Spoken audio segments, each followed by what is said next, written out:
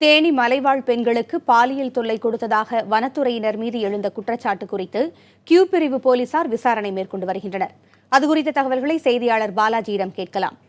Balaji, Q பிரிவு போலீசார் எத்தகைய விசாரணையை மேற்கொண்டு வராங்க?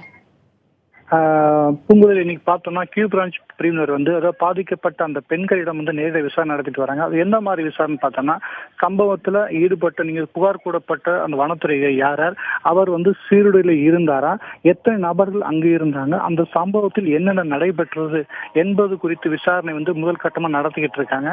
இதே போல விசாரணையை நக்சல் தடுப்பு காவல்துறையினும் விசாரணை ஈடுபட்டு வர்றாங்க.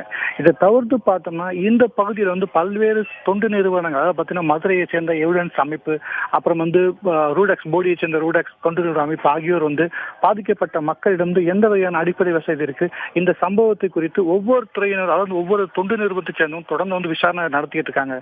பூங்குழலி. பாலாஜி, இது தொடர்பாக ஆடியோ விசாரணைக்கு மாவட்ட ஆட்சியர் உத்தரவிட்டுள்ள சூழலில் அதன் தற்போதைய நிலை என்ன? இது இப்ப நேற்றை நம்ம தொலைக்காட்சியில மாவட்ட ஆட்சியர் பேரிடம் கோட்டாட்சியர், வருவாய் கோட்டாட்சியர் ஆனந்தி தலைமையில குழு நேரடி விசாரணை நடத்துன்னு சொல்லியிருக்காரு. இன்று காலையில நம்ம ஆனந்தியை தொடர்பு கொண்டு கேட்டபோது இன்று காலை விசாரணை நடத்துவதாக அவர் தெரிவித்தார்.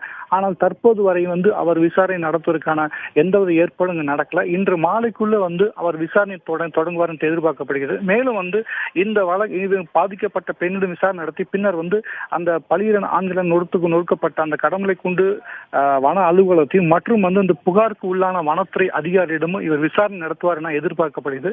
அவங்க நேரடியா அது குறித்து தகவல் சொன்னப்பறம் அடுத்த கட்டமா தெரிய வரும். அத்திகா.